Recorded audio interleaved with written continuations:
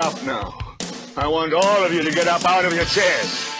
I want you to get up right now and go to the window, open it, and stick your head out and yell, I'm as mad as hell, and I'm not going to take this anymore! I don't want to abolish government.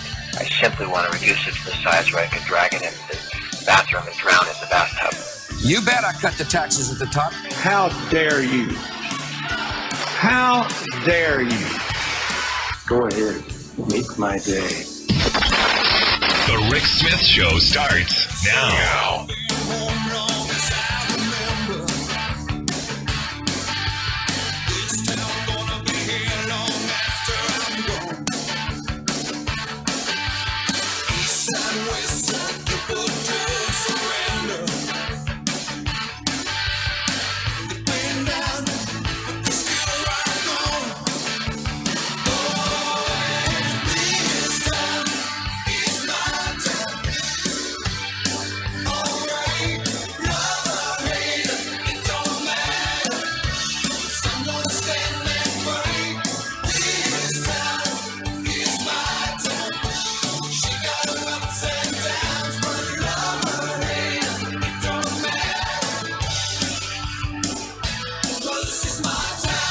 And welcome, brothers, sisters, working class heroes. This is the Rick Smith Show. Thanks so much for being here. Today on the big program, lots to get to, lots to talk about. Yesterday's election results, and interestingly enough, all figures pointed at the Greenies in Ohio's 12th. And look, nice scapegoat, and I was hoping last night, as we were talking about the results, that it wouldn't be everyone pointing at the Greenies. I was hoping that we would come around to the idea that, well, the Republicans have done enough already to steal most elections across the country, and the numbers have to be overwhelming to push back. But it's easy to point at the Greenies. And while I don't understand why you would, in a very competitive race, go and cast a ballot for someone who doesn't stand a snowball's chance, outside of you're just a contrarian. You just want to voice protest. And most of the people who I know who do that, that's what it's about. We hate both of them. So we're just showing our disdain for both. And that's fine. You do what you got to do. Personally, as I've always thought, I would like to have a say in who wins. But just showing up for a protest vote, perfectly fine. Thank you for showing up, Greenies.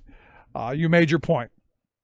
Now, interestingly enough, this yesterday a really interesting day, in that you had Chris Kobach, who evidently we're not going to know who won the governor's primary there in Kansas for a couple of days, and also, and this is the really bizarre little twist of Kansas law. Chris Kobach is the Secretary of State there in Kansas who oversees elections. So he will be overseeing his own election. He will be the one who is responsible for the recount and all of this stuff. He's going to be the one certifying the recount. Does anyone see a problem with that? Just kind of throwing that out there because, look, I don't trust him as far as I can throw him, and I could probably throw him a couple of feet. This just seems like a glitch in the law that needs to be addressed. Now, as I understand, he's refusing to recuse himself, which I guess perfectly within the bounds of the law he can do. But I look at this guy. I mean, it's really telling that we're at this moment. You have an election that is so close. And you have this guy who has been at the forefront of stealing people's votes.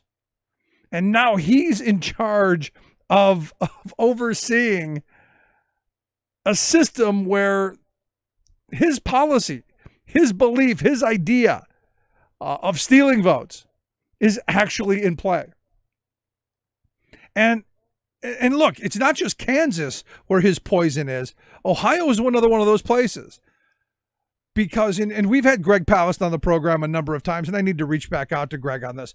But, Greg back in June pointed out that a lot of, especially in Ohio, things were going to be rigged from the beginning because of the Supreme Court case that came out of Ohio, which was Husted versus A. Philip Randolph Institute, which basically said we can start purging people. So you're looking at a bunch of people who have been purged off the voting rolls. I heard someone tell me today somewhere between 3,000 and 10,000 people in the 12th district didn't get the vote because they were ousted. You think that could have had something to do with it, especially because we know this beyond adventure, that the people who get purged are generally people who vote for Democrats. We know beyond adventure that they're the poor, the working class, the people who move around a little bit. And the people who have names that sound like felons. Like Brown and Jackson and Smith. So I look at the results out of the 12th, and really very remarkable that it was as razor thin as it was. And I keep coming back to, while the Russia thing is important, really, really very important, and while their interference, meddling, attack, whatever words you want to use for their behavior, is unacceptable and is destructive to our democracy, what the Republicans have done, much worse in my view. The gerrymandering, the voter suppression, the voter ID, all the moving the polling places. In Detroit, you had polling places that were out without electricity for a while, which you go, how is that possible? And if you're in a place that's vulnerable to that, hey, I know one way that it won't matter if the voting machines aren't plugged into a wall. That's if you give someone a piece of paper. I'm old school. I do believe in old school. Piece of paper, a marker, something permanent, not one of those pencils that can be erased, and a check mark. And in the box and big and whatever. No hanging chads, none of that nonsense. Clear intent of vote. And we won't have these problems. And I watched the election returns last night, and again, as I was watching the 12th, I'm going, man, another one so close. Down to the wire. And it's amazing how it's just so close. We're almost there. And the messaging that comes out of it. This is why anybody who has been paying attention, if you haven't voted, you got to get to the polls. And don't be, because I'm saying that I think the game is already rigged. That is not a ticket for you to go, it's rigged, I'm not going to participate. This should be one of those moments where everyone goes, I now have to participate. I now have to push back against what's being thrown out at us. I now have to be the one who's going to step up, stand forward, and speak out. I'm going to have to be the one that saves things. It's one of those things where, at some point we seriously need to be much more vigilant, much more vocal, much more in the face, if you will. Now, also the big news for me last night, Missouri, and this is another one of those moments that I remember 2011. I remember being in Ohio for the SB5 fight. I remember, all of the messaging that was going on there. You're John Kasich, and either you get on the bus or we're going to run over you.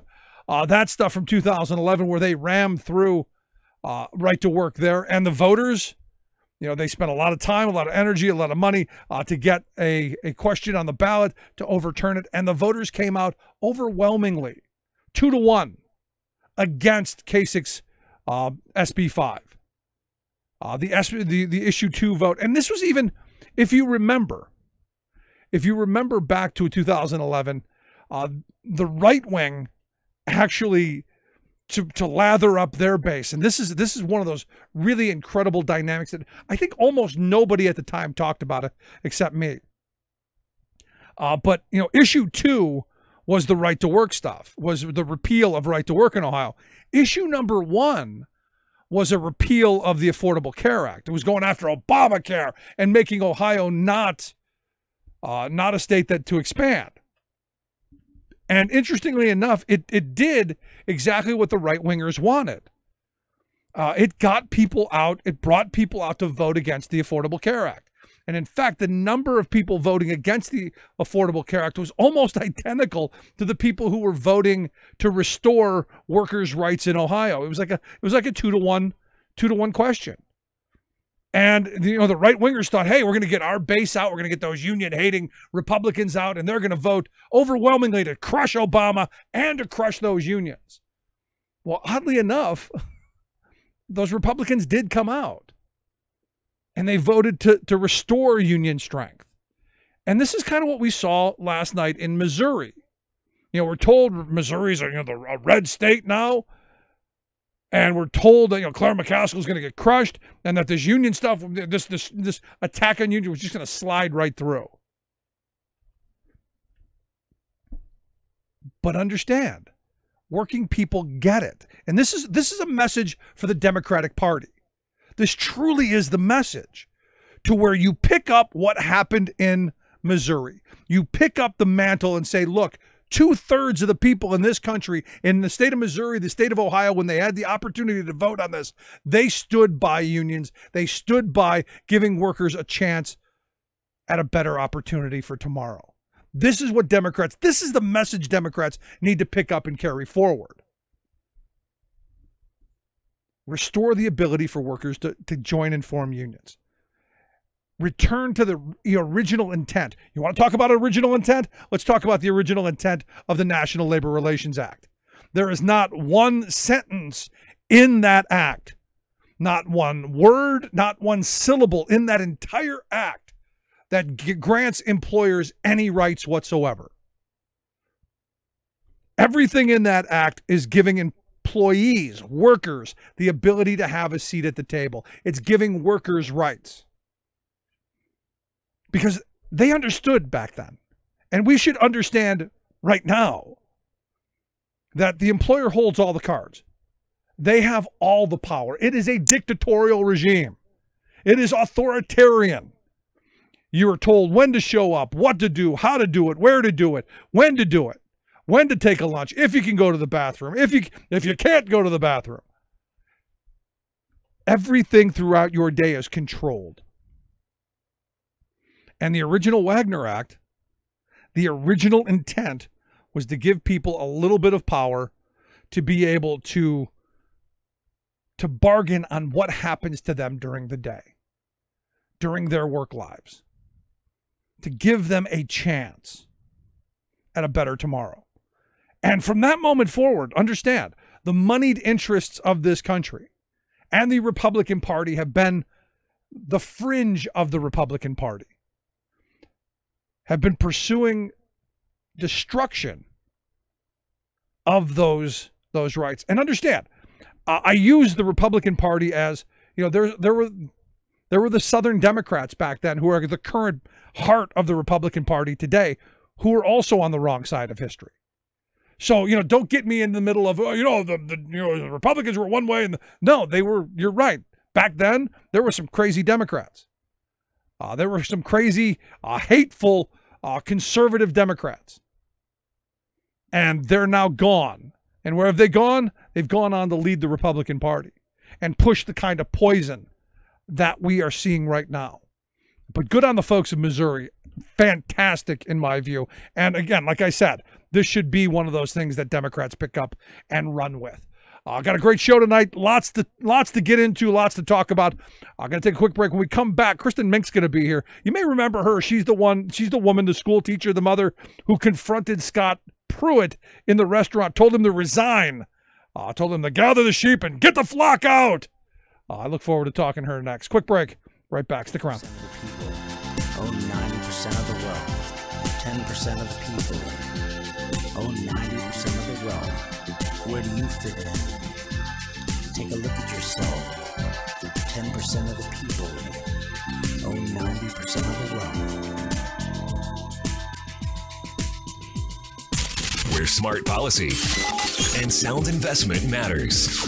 The Rick Smith Show. I'm Rick Smith, and this is Labor History in 2. On this day in labor history, the year was 1902. That was the day more than 100 trade union delegates representing thousands of working people in St. Paul, Minnesota, elected Charles James to be the president of the city's Trades and Labor Assembly. Virtually forgotten by history, James is considered to be the first African-American elected to a city labor council anywhere in America. He was born in 1866 in St. Paul and began working as a leather cutter for local shoe manufacturers at age 15. This was at a time when most African Americans were excluded from skilled trades. His biographer Dave Riley asserts that it is unclear when James became involved in union politics and organizing. Shoemaking was the largest mass production industry in St. Paul, employing thousands. Riley notes that the Knights of Labor had been active in the city during the 1880s, and shoe workers were among the first to organize. By 1899, James had become the first president of a newly formed shoe workers union in Minneapolis,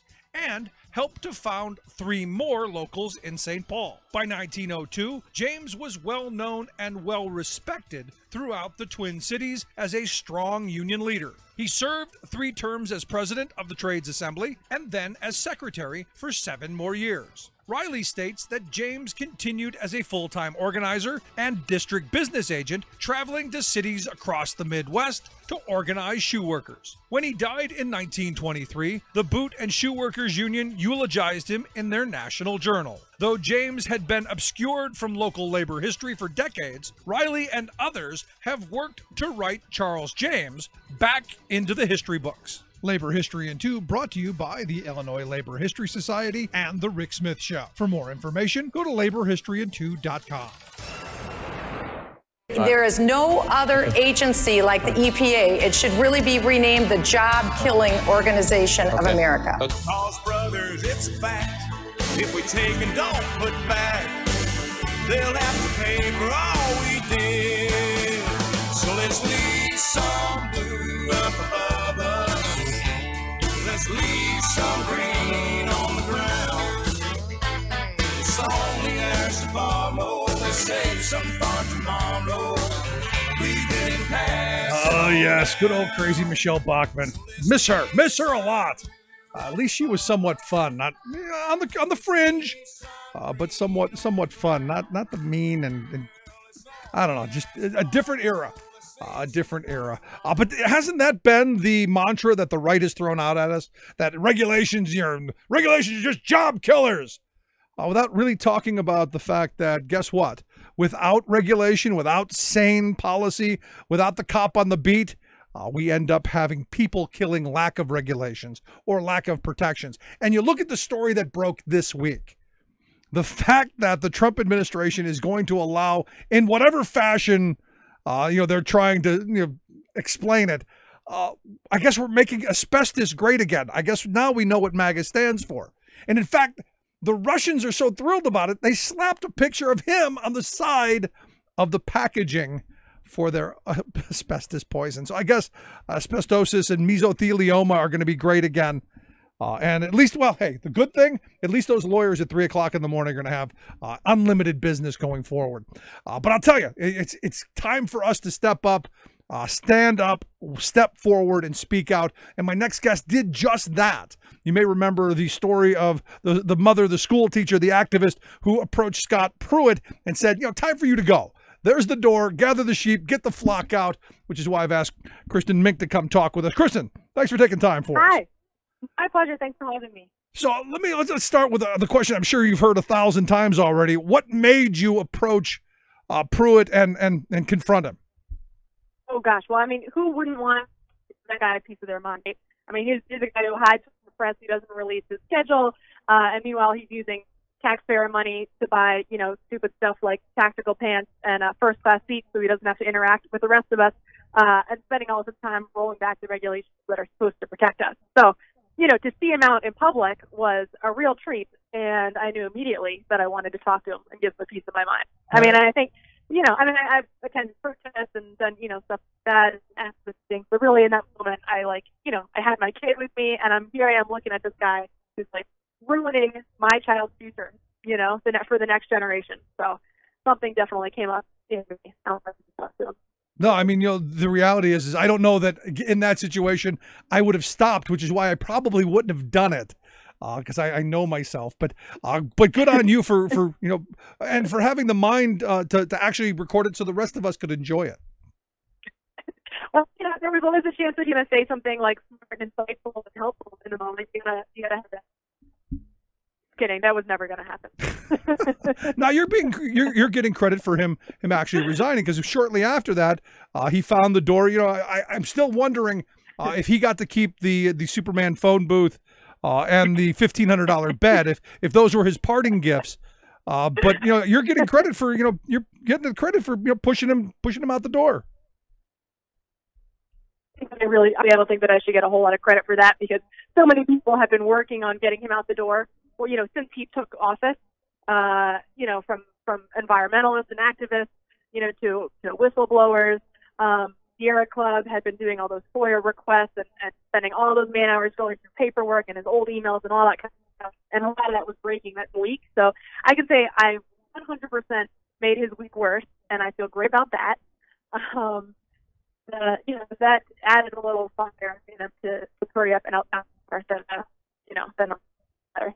Yeah, so you were in the right place at the right time. Because, you know, I look at this latest story to break, and I'm sure you've seen it, that we're making asbestos great again, which, you know, you know, in my mind, I thought we were done with. I thought, you know, all of the people who died removing this stuff and the horrible lung diseases that we've seen. And, you know, I've had, you know, bunches of people, you know, send me, you know, hey, an uncle died of this. My grandfather died from this. You know, why in the world are we even considering this? And I guess that's the question I keep coming back to. What is it about these people, the Scott Pruitts of the world, who say, you know what, we're going to make all that horrible stuff great again? Well, I mean, I think we can certainly look at the fact that these products are coming out of Russia. I mean, I think that's definitely a key here. I mean, that can't possibly be a coincidence. And what's the thing is how blatant it is. You know, I mean, it's like you're reading a headline from The Onion. It's like you're seeing a parody of something that Trump would do if he'd really lost his mind and did not care at all that we all knew that he was a treasonous traitor in the pocket of the Russians. But he's actually doing it. Yeah, maybe he borrowed Melania's coat. I don't know. But, you know, here's the thing that gets me. And now that Pruitt's gone, I'm even more afraid, because Pruitt was a lightning rod. Even before he took office and before any of the things that we found out happened, he was somebody who attracted attention. My fear now is that now that he's gone, the person who comes behind him, just as bad ideologically, but not quite the lightning rod, not quite the attention getter, and all of the horrible things that we feared from Pruitt move forward under his replacement. Exactly. I mean, Wheeler's terrible. He's at least as bad. He's probably more dangerous. He's not as much of a bumbling idiot. People actually like him there. You know, he knows everybody. He knows how Washington works. And obviously he was appointed because he has the, you know, same policies. And that's why he was, you know, appointed in Pruitt's place in the first place. So yeah, it's going to be bad. And look at it already. It's not like he went in and you know, put the climate change science back on the EPA website and rehiring scientists, you know, for them again. No, I mean, we've got, you know, terrible things still happening. I mean, asbestos is a particularly egregious example, but he's also, you know, they're rolling back, you know, clean car regulation. They're finding new ways to hamper scientific research around how pollutants affect people's health. So he's getting stuff done, you know, terrible stuff done at a fantastic clip at this point. And we can assume, you know, by some miracle we got rid of him, they would just appoint somebody else just as bad. You know, Trump and the administration and the GOP Congress that won't hold them accountable, they're the problem. They're the root of the problem. You're right, which is why November is so important, because it doesn't seem to be a shortage of people with horrible ideas on the Republican side of things. And you know, I look at this, and you know, not too long ago, you know, in talking about some of the things the EPA has done, I found it quite interesting that when Pruitt got his furniture, the employees said that before we put it together, we're going to leave it in a warehouse so that it'll air out because the formaldehyde will make us sick. Yes. While simultaneously, they're suppressing the report that tells us that formaldehyde from this pre-manufactured furniture will make us sick. Yes, can you imagine? They're like whispering amongst themselves, like, "Oh, we think that this furniture that we've allowed the import of, what if it gets our boss here at the EPA, and ourselves some terrible disease? It's unbelievable. But no responsibility around protecting the American public or anything like that. That would just, totally beyond the scope, of course, of what they're there to do. See, now I'm so cynical. I would have built it right in his office. Closed all the windows, all the doors, shut the vents. I'd have left it right there because it's poetic justice, I think. Or is that cruel and evil? Does that rip at our souls? Well, I think there's enough solar things happening already. I don't think that we have to worry about that. But I think as long as we're going down that path, then if Trump wants to be, letting them import, asbestos products, then he should obviously be the one taking that for a test drive in his own office.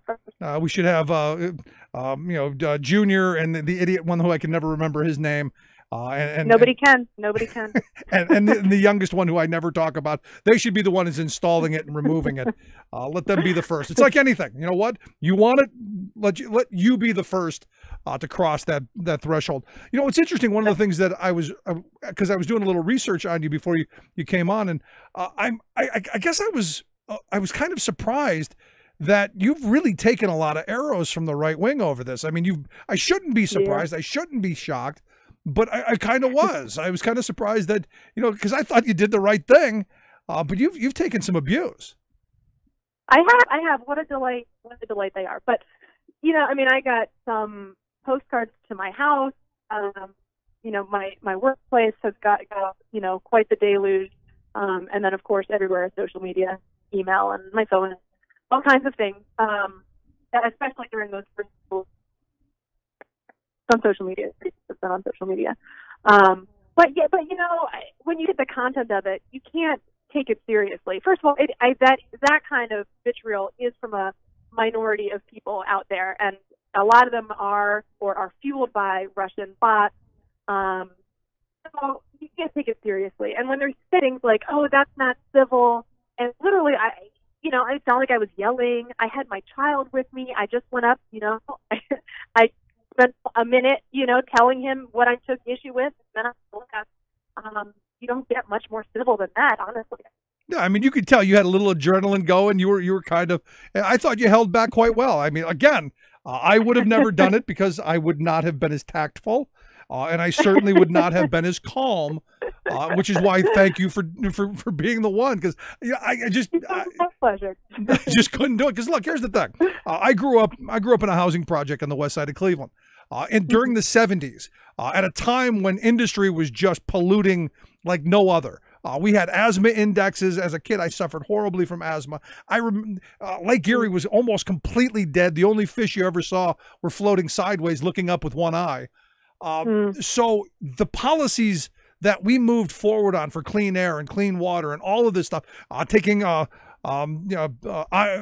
lead out of gasoline so we don't have acid rain anymore. All of these policies made the environment and my breathing better and my children's breathing better. So the idea that we're going to go backwards and end up where we started from is just insane to me. I mean, it's appalling. It's enraging.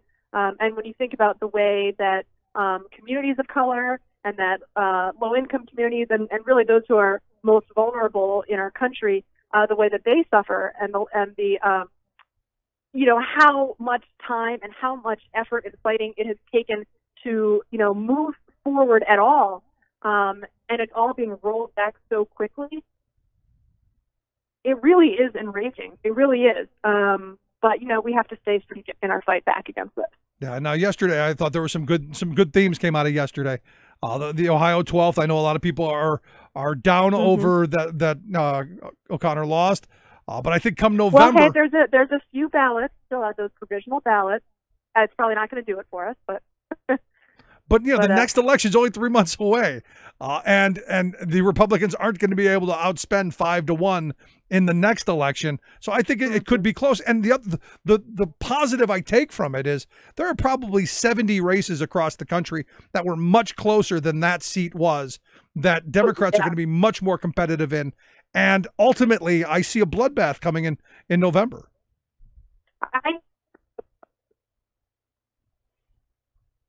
Yeah, I think we lost her. Hello, can you hear me? I didn't hear your response. Oh, can you hear me now? Yes. Okay. Yeah, I mean, I see the outcome in Ohio, despite not getting Delaney in there, as very positive. I'm excited. I think that this means that this bodes very badly for the GOP. I think that all those people who came out to vote for Delaney are going to come back, and that we're going to be ready to pull in a whole lot more people. And I think that the fact that we were able to do so well there means that we're going to be doing a whole lot better in a whole lot other, more purple areas. So I think it means big trouble for the GOP, and I don't want to get too optimistic about it until, November 7th. But I think that we have reason to hope, and it's just going to be super vital, super important for all of us to, really treat this as the election of our lives. Because it is the big one. No, it is. Exactly. And this should be, I'm saying November 6th should be let's have the biggest march in the history of civilization and march our behinds right to the polls. Yes, absolutely. It can't be one of those things where voting is enough. Everybody who's going to vote, you need to get 10 more people to vote with you. Everybody who's motivated about voting, you need to be participating in Get Out the Vote act in the lead up to it. You need to be, even if it's just, making a calendar event and scheduling a voting party where you're going to invite a bunch of your friends to come over. You're all going to go to the polls together, and then you're going to, come back and crack a couple beers about it. Whatever it is, you're going to get involved with Swing Left. If you're going to make phone calls, everybody needs to be 20 times, 100 times more involved than they have ever been in an election before. And if we do that, we will win. We will absolutely win. We could take the House and the Senate. But everybody needs to be in it to win it, their lives depend on it, because a lot of people do. Our future does. Our climate does. So you're absolutely right. And then keep that momentum for 2020, because 2018 is not the finish line. I have to remind people of that, because 2020 we need to undo a lot of the damage if we can. I mean, this administration has already done enough damage. I can't imagine much more. But you're right. Got to get to the polls. Any final message? Any thoughts? Anything positive? Something uplifting? Well, hey, this gives us all. I'll say this: protesting is fun. Getting us to vote is fun. Engaging is fun. It's a good time. We don't need to spend all of our time just being mired in anger and frustration. There is a lot of fun in getting out and taking to the streets and taking action. It's very satisfying. It's very empowering. You make a lot of friends, so I think that's how we stay engaged. We're dealing with really upsetting issues, but we can have a good time as we do it, and that's how we're going to be able to make this a marathon. There you go. While the right may have all the money and the billionaires may have all the money, we've still outprocreated them. We can still outvote them. Absolutely. Kristin, I appreciate the time, the thoughts. Good on you. Keep it up. Thank you. Likewise.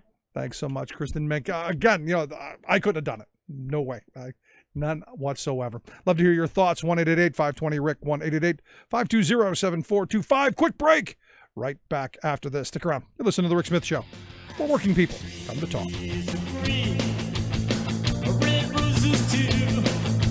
I see the blue for me and you, and I say to myself,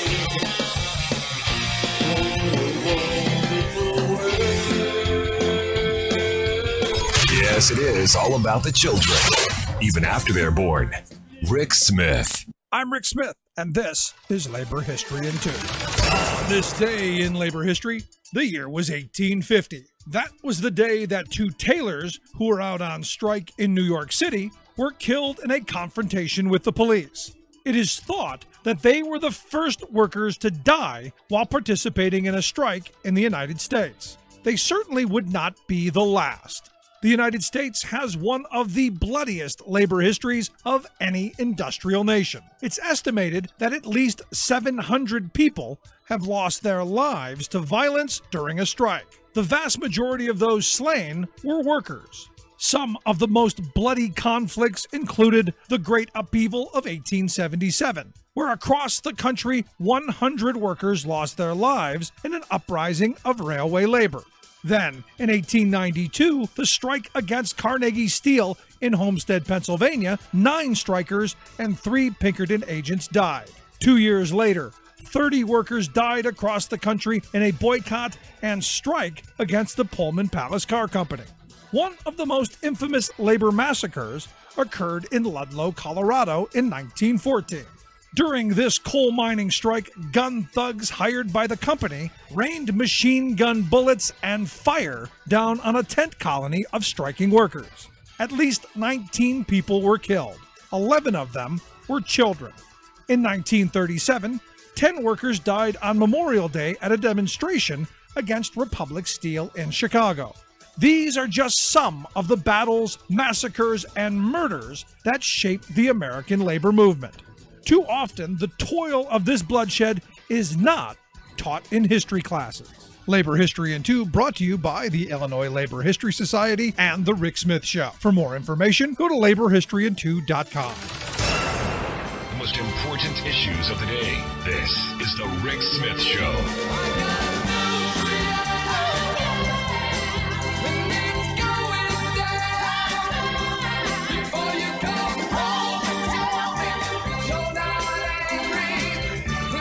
Tell you one of the more despicable things I've seen today. Alex Jones, who never been a fan of. I've met him a couple of times. Actually had a lucid conversation with him once. About 20 minutes. Seemed like a decent guy at that moment. And then, seconds later, we went from zero to crazy in a blink of an eye. But regardless, one of the more despicable things I've seen. He and his lawyers are now in this defamation trial, demanding that all of the people who have brought claims against them publish their home address and their birth dates. Now, they're claiming this is Texas law and it has to be this way. I got to tell you, I'm really uneasy with the lunatics and the kooks that follow him, putting anyone's name and phone number and information out for these people to have any access to. And if these folks are forced to do it, I think anything that happens to them should come back on Jones, and he should be the one going to jail. Just my thought. Anyway, let's find out what's going on around the world and in Washington, D.C. Got Doug Christian, Talk Media News. Doug, thanks for taking time for us. Oh, it's always a pleasure to speak with you.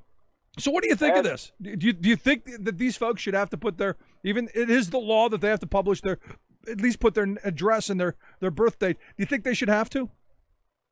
I feel that Alex Jones is playing the media to a T, and that he is trying everything he can to embarrass those whose lives he has hurt so much, and doing it every way he humanly can. And everything that he does should be seen with a jaded eye. He's just about selling fake drugs.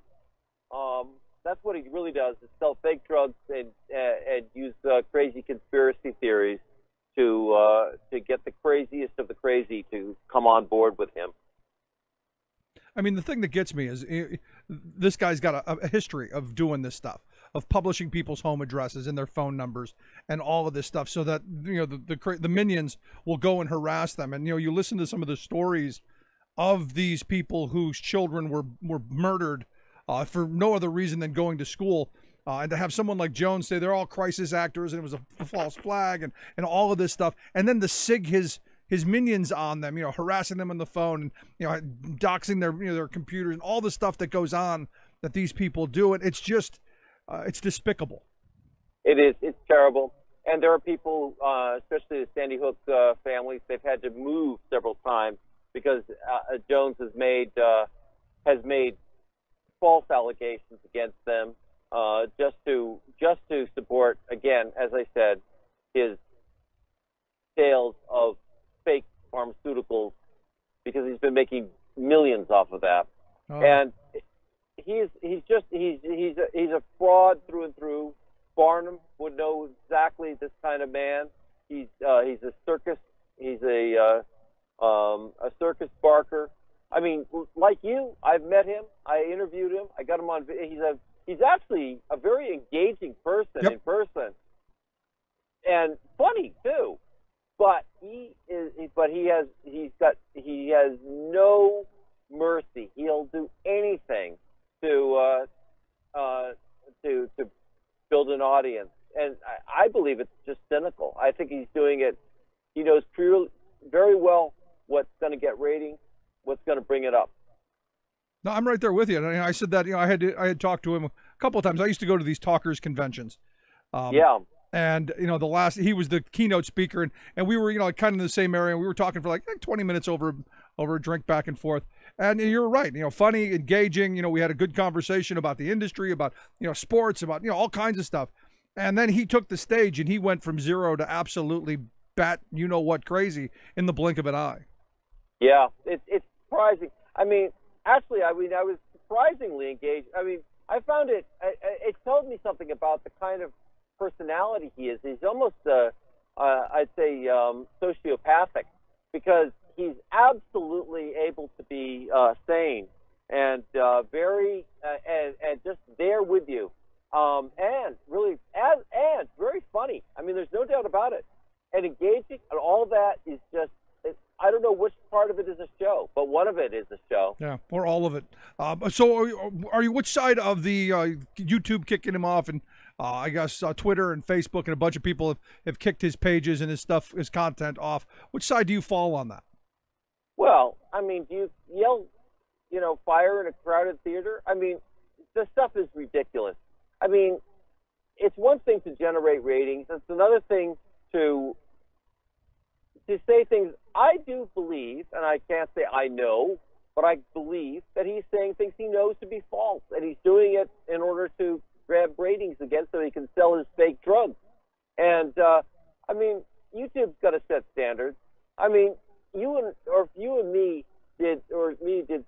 you or I did something similar to that, we would get kicked off far before this on YouTube. So I do think that he had it coming to him. Yeah, I'm with you. Because I have a bunch of people go, well, freedom of speech. And I'm going, whoa. You have freedom of speech between you and your government, not between you and a private corporation or you and me. You don't have free speech rights in my household. You stand on the street corner, and that's between you and your government. They want to stop you. But in my house, nope, you're out. Same thing with private industry. It's not a free speech issue. So stop with that. Exactly. I'm just surprised it's taken so long. And I think it may be the same kind of impulse that has scared congressmen, lawmakers from talking up about Donald Trump. They're thinking, Alex Jones, he's got this enormous population. I don't want to of followers. I don't want to piss them off. And they're crazy. You know what? I mean, seriously. It's about time to use a Sarah Palin line. Man up. Yes, absolutely. And as FDR said, I welcome the opposition. Well, come on, welcome it. Put it right on. Fight back. And of course, there's only if GOP lawmakers retiring will they actually speak their mind. They won't do it.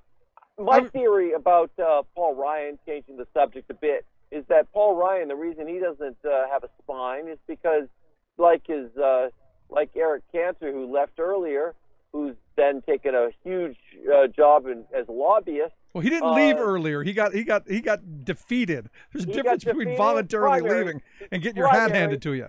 Yes, he got it primaried by a Tea Partier. But the thing is that he then, turned around and got a pretty cushy job as a lobbyist. And I think that Paul Ryan hasn't announced what firm he's going to, but he sees a huge salary coming, and he doesn't want to risk that enormous salary that he could get by speaking up what he really feels about the president. No, you're spot on. Yeah, I mean, it's a theory, but if you see him get that cushy job right as he retires, because this one he is voluntarily retiring from, as he knows that the House will be flipped over to the Democrats in November. He will make 20 times as much money, like literally, and B, he will not be a minority House member. Well, and I thought he was going to lose anyway. Look, I mean, you've got Iron Stash out there who, has a huge following. Even Kathy Myers, who's the other Democrat, has, a pretty good following. So there was a possibility he was going to get his hat handed to him in November anyway.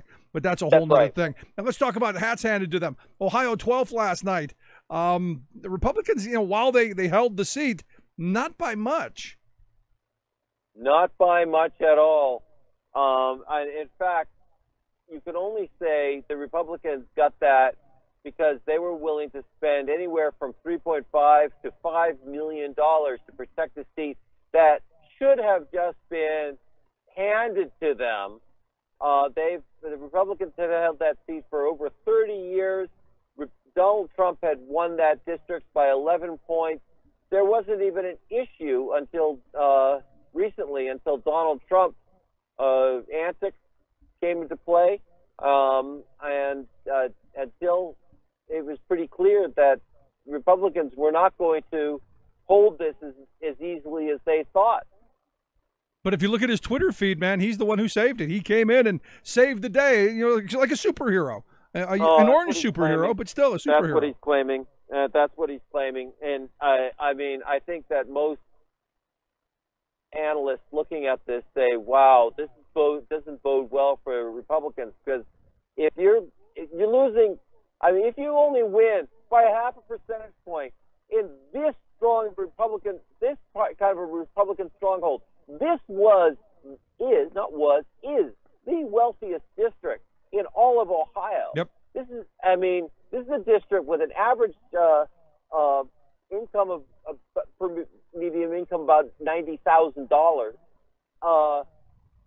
The Republicans could have gone for tax cuts, protection of wealth for the wealthy, all these things. Instead, they went for cultural divisive issues, how that somehow Danny O'Connor was a Nancy Pelosi loving Democrat, and kind of like Connor Lamb, he is not a Nancy Pelosi loving Democrat. And in fact, he's kind of playing the Connor Lamb playbook, trying to kind of balance it a little bit. And I think that they're calling them Dannycrats, those who were former Republicans that are voting for Danny O'Connor. I think they have a very high likelihood that they're going to vote for him in November. Well, let's hope so, because at the end of this, it still is about taking back the House and adding some balance to our government, and we desperately need it. Let's move on. Speaking of Congress, another seat might be up for grabs come November. Congressman Chris Collins arrested today on insider trading. Thoughts? Well, here's the thing. The FBI has been doing research on this for quite a while, and now it finally came out. They have videotape of him actually doing his nefarious business. Of course, Chris Collins came up with a totally innovative term to describe the investigation into insider trading. You've never heard this term before. Nobody has. I can't wait. They call it a witch hunt. Oh, wow! Witch hunt. Wow, a witch hunt. We've never heard that term in these politics these days.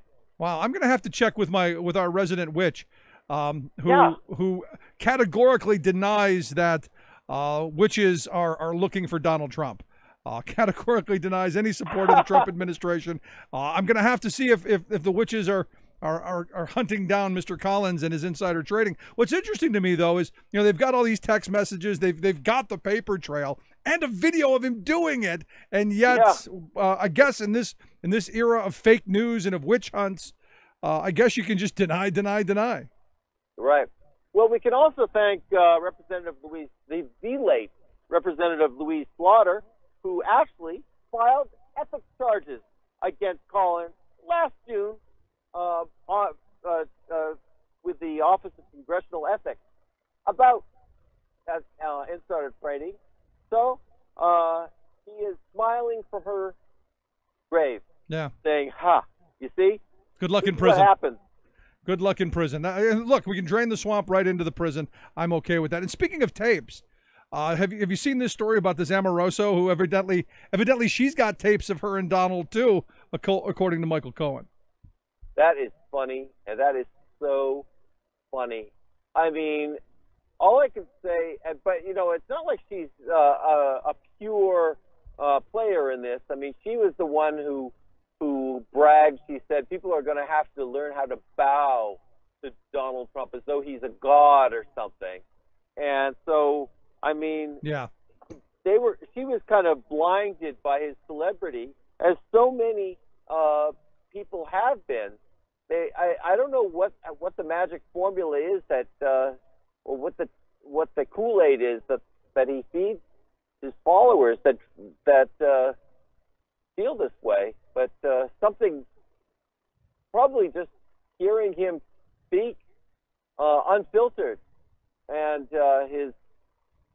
his overt misogynistic behavior, his racism, his ignorance, all combined. I mean, it's pretty shocking, really. Yeah. Well, and finally, our quote of the day. It was probably one of the best lines of the day. DNC Vice Chairman Michael Blake evidently was on Fox News, and the other guest asked him, well, who are you as a party? Because a couple of the quote unquote socialists or democratic socialists lost last night. I think the line was perfect. He said, "We're the party not going to jail."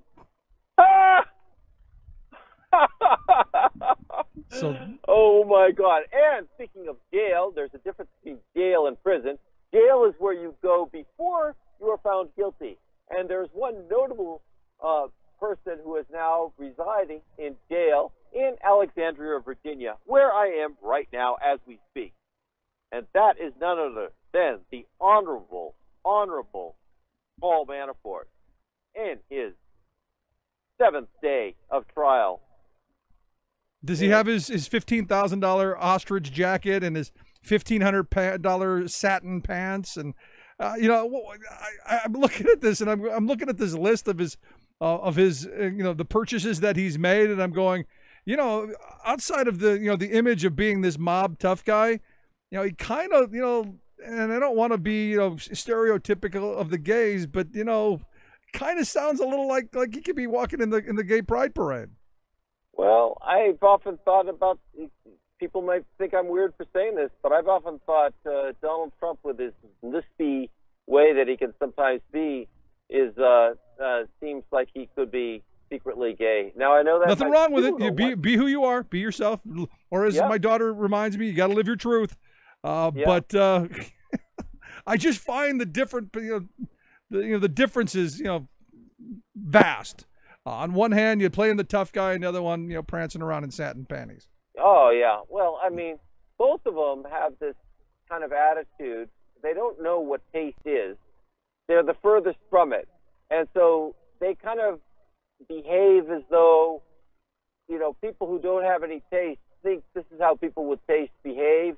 This is how people without any money or experience knowing people with money think this is how rich people behave. Both of which are absolutely false. I mean, people who have grown up comfortably in wealth, think pretty carefully about spending money. Yeah. Many of them don't drive the fanciest cars. Many of them just buy off-the-rack suits and stuff, just because they find it ostentatious. $15,000 ostrich jacket. And I'll tell you, I looked at it and I'm going, it looks like a cheap knockoff. It looks like something that you'd have bought on the on the Goodwill rack. Right. I mean, it's a very, very strange thing. I mean, and nowadays you can thank the military for this, is figuring out how to kind of standardize clothing sizes. So you can buy suits that are pretty close before they need tailoring. Yeah. And they're pretty darn right on. And so, I mean, somebody to spend this kind of money on clothing in general, you have to kind of wonder about where their priorities are. And it's no wonder he was broke and trying to cheat the government out of taxes. And no wonder he's in the problem he's in. Exactly. This is a problem he created. And of course, he got involved with Yanukovych in Ukraine, who was an absolute criminal, a thief, who, like Donald Trump, not unlike Donald Trump, had a gold toilet made for himself, and of course was thrown out by the population in Ukraine and had to run away to his daddy, Vladimir Putin.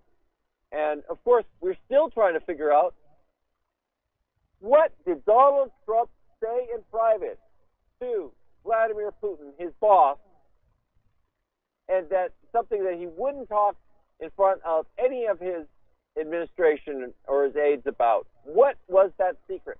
Was he telling his daddy that he would do whatever he wanted? Was he telling him? Was he asking if he had been if the trade that they had made for Vlad's help in the 2016 election was if Trump was paying adequately? Yeah, no, we may never know. It may be like, how many licks to get to the center of a Tootsie Pop. But at the end of it, I'm hoping come November, we wash out, throw the bums out. We get somebody in it to hold Trump accountable. We hold hearings. We have subpoena power. And we rein back in the insanity. To me, just that simple. But, Doug, I appreciate the thoughts, the times. Good luck in Alexandria. I look forward to talking to you again as the Manafort trial continues down the road. Awesome. Good stuff. Our good friend Doug Christian. Talk Media News. Quick break. Right back. Stick around. Quick break. Right back. Stick around. Listen to The Rick Smith Show. We're working people. Come to talk.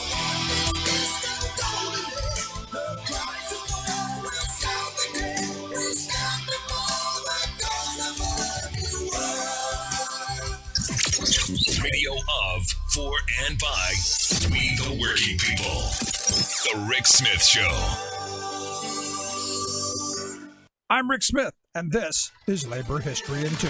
On this day in labor history, the year was 1994. President Bill Clinton posthumously awarded the Presidential Medal of Freedom to Latino farm worker organizer Cesar Chavez. It is the highest honor granted to civilians. His widow, Helen, accepted the honor on his behalf. Chavez founded the United Farm Workers Union. He dedicated his life to organizing agricultural workers in California. Too often, agricultural workers have not received enough attention from labor leaders, despite their struggles to win better wages and improved conditions for themselves and their families. Chavez was one of the most important Latino labor organizers in U.S. history. In 1968, he helped lead a successful national boycott against California grape growers. The boycott won increased wages for those workers and demonstrated the power of the boycott in farm labor organizing. The medal ceremony was held in the East Room of the White House. United Farm Workers leaders attended the ceremony, including Dolores Huerta, the farm union's co-founder and first vice president.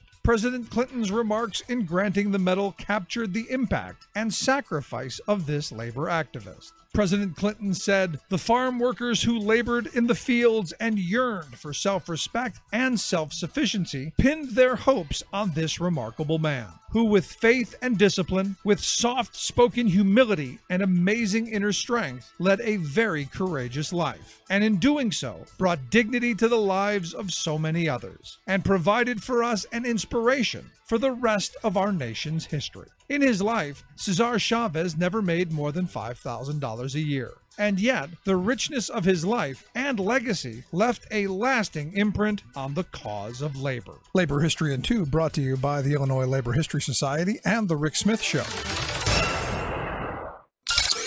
Waving the flag of freedom for people, not corporations. Rick Smith.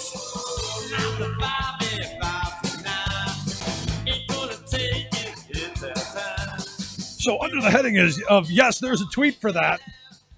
Evidently on March 10th, 2013, Donald Trump tweeted out, quote, "Honest Omarosa. She won't backstab. She'll come at you from the front." This kind of interesting.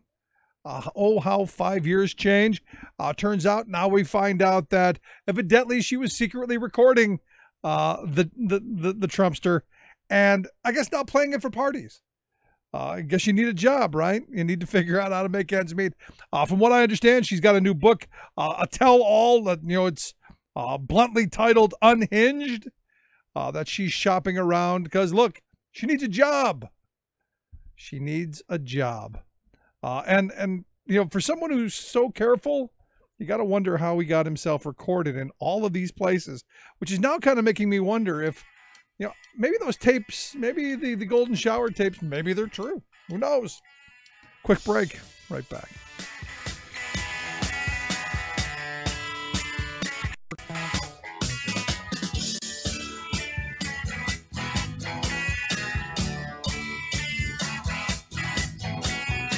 Controversial, thought-provoking, opinionated. Rick Smith. Many Americans can't believe that political coups are part of our country's history. But consider the Wall Street Putsch of 1933. Never heard of it? It was a corporate conspiracy to oust Franklin Roosevelt, who had just been elected president. With the Great Depression raging and millions of families financially devastated, FDR had launched several economic recovery programs to help people get back on their feet. To pay for this crucial effort, he had the audacity to raise taxes on the wealthy, and this enraged a group of Wall Street multimillionaires. Wailing that their, quote, liberty to grab as much wealth as possible was being shackled, they accused the president of mounting a class war. To pull off their coup, they plotted to enlist a private military force made up of destitute World War I veterans who were upset at not receiving promised federal bonus payments. One of the multimillionaire's lackeys reached out to a well-respected advocate for veterans, retired Marine General Smedley Darlington Butler. They wanted him to lead 500,000 veterans in a march on Washington to force FDR from the White House. But they chose the wrong general. Butler was a patriot and lifelong soldier for democracy who in his later years was critical of corporate war profiteering, and he was repulsed by the hubris and treachery of these Wall Street aristocrats. He reached out to a reporter, and together they gathered proof to take to Congress. A special congressional committee investigated and found Butler's story, quote, alarmingly true, leading to public hearings with Smedley Darlington Butler giving detailed testimony. This is Jim Hightower saying, by exposing the traitors, this courageous patriot nipped their coup d'etat in the bud. But their sense of entitlement reveals that we must beware of the concentrated wealth of the imperious rich, for it poses an ever-present danger to your and my majority rule. Hightower's commentary is brought to you by the Hightower Lowdown. From Wall Street to Washington, this monthly newsletter reveals who's doing what to whom and why. Check it out, hightowerlowdown.org.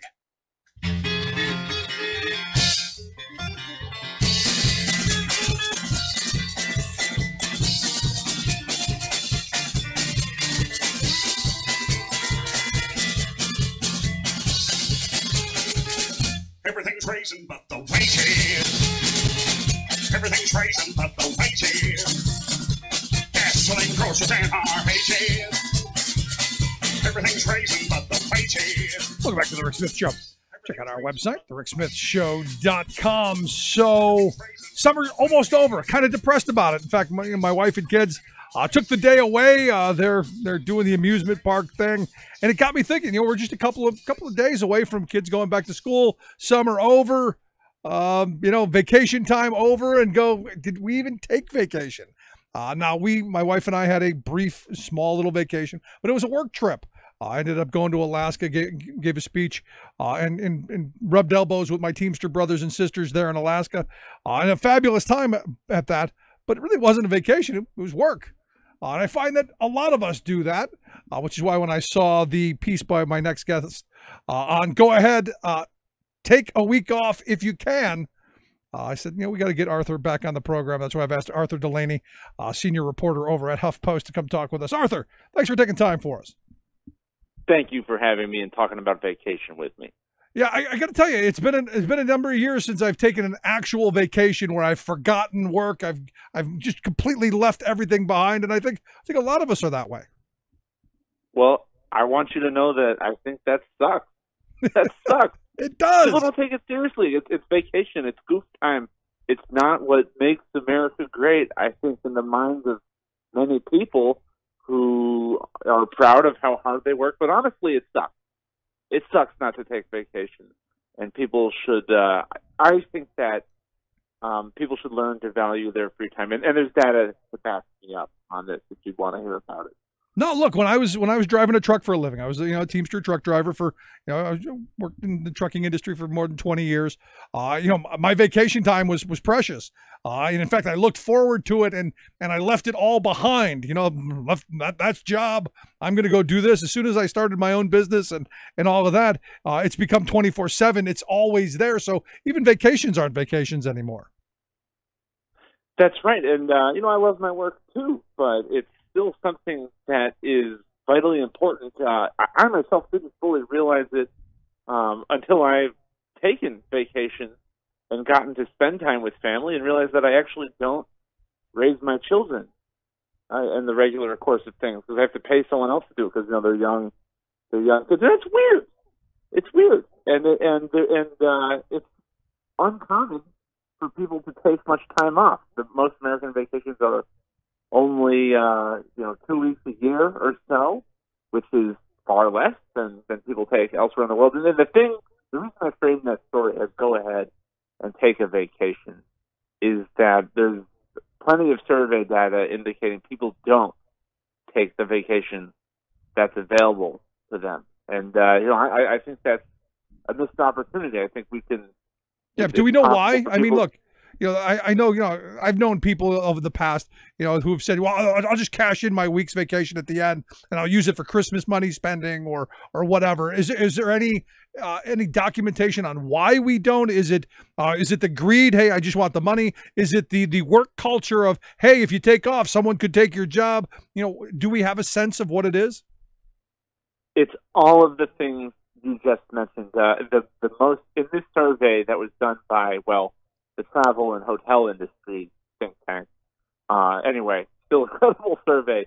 The thing that appeared to correlate with people really not taking their vacation, the thing that correlated the most was fear of getting fired, fear of looking replaceable on the job. That seems to outrank, not having money to deal with it, not knowing what to deal with your pets or your kids. It's fear of getting fired. So it goes right to the heart of the fundamental lack of power that workers have in the United States. We take less vacation than practically any other country in the world. And that sucks.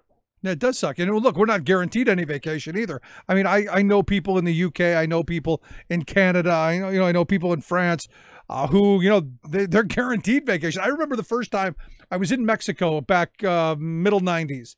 And I met a guy from Germany, and he had just started a job like 6 months before and got 30 days vacation.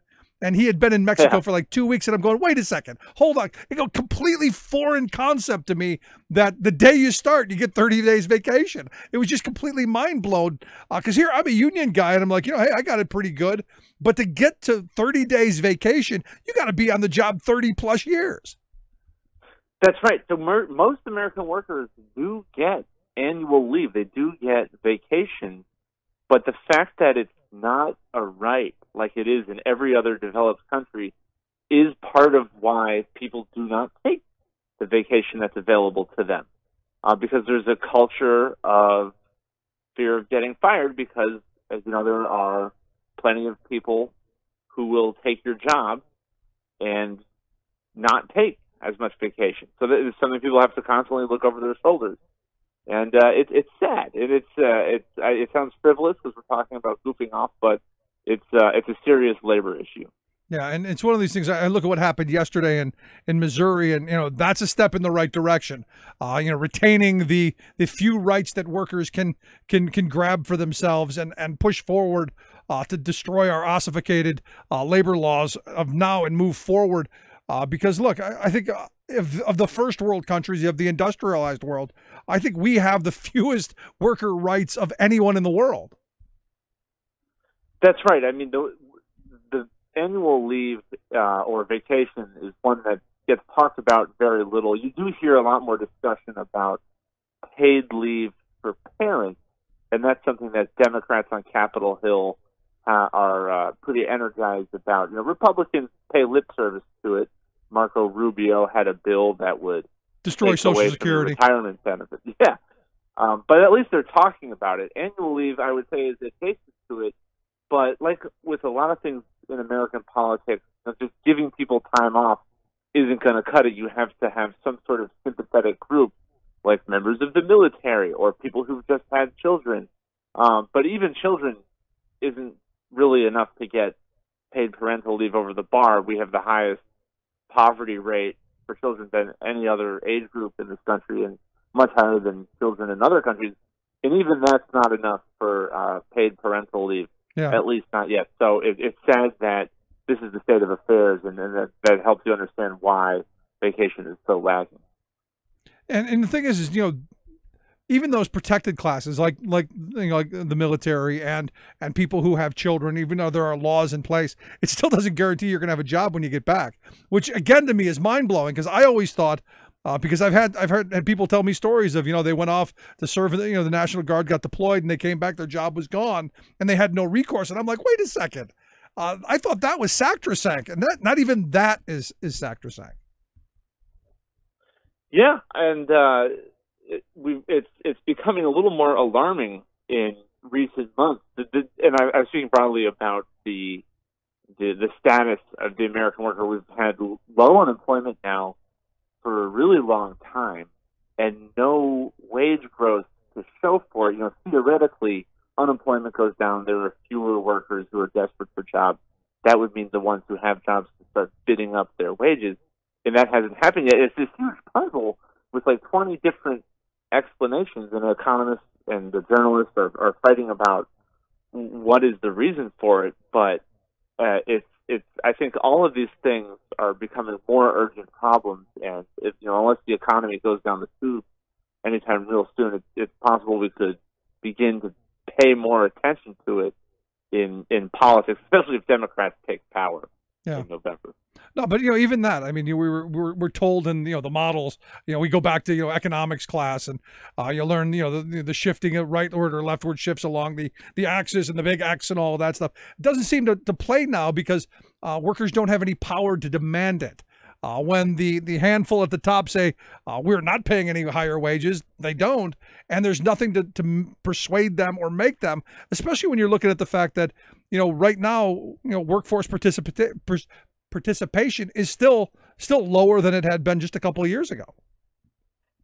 That's right, and people have posited all kinds of non-labor market reasons for that, like the kids are playing video games, or it's the opioids, but it's plausible that it's just that jobs aren't very good, and there are still enough people who don't have jobs but who would like them, but who are sort of out there, the reserve army of unemployed, that workers don't have the power that they theoretically should. It's just more unemployed people waiting in the wings. Yeah. That is one of the more plausible explanations for it. But I think it's also just a cultural political tradition of sort of ragging on poor people and not respecting people's basic rights to have things they need for survival, like food and shelter. And I would say that vacation is an underrated thing that ought to be included on that list. Do you think it's possible that culturally we change to where we start demanding these things? I mean, I'm hoping the younger generation, and I know that everyone kind of dumps on the younger generation, the millennials, for not wanting to take crummy jobs and not wanting to take unpaid internships and not wanting to put up with the giant piles of what that their parents put up with. And I'm hoping that they push for saying, look, we value time off, we value family, we value the things that past generations have been forced to give up. Yeah, if I had to guess, I would say this wouldn't be the first thing millennials would push for, because time off becomes, it could be that time off becomes more valuable when you have a family and then you appreciate being able to get away from work more to spend time with them. Whereas younger people, family formation is delayed. You don't get married and buy a house as quickly when you don't have stable employment. So I think student debt, it makes sense that student debt is something that gets a little more attention, and it could be more of a galvanizing issue for people in the younger generation. But, Right.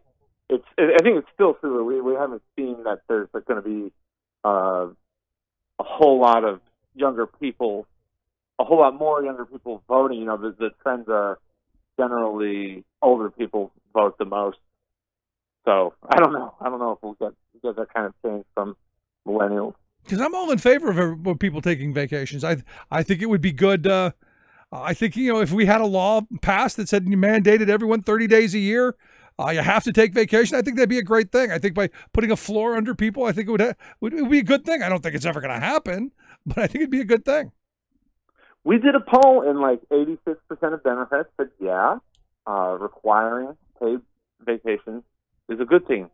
And more than 50% of Republicans also said they thought that was a good idea. I mean, this isn't something that's been out there with politicians debating it. I expect the Republican number to go down if it became a partisan issue, but it shows you that it is potentially a really appealing topic. I personally find it very intuitive. Yeah, more time off. That's not the same as saying raise the minimum wage. It's something you do without directly paying more money, though it is essentially a form of compensation. But, me personally, I think things like more holidays and more paid vacations makes a lot of sense. I would be interested to see what would happen if politicians started talking about it.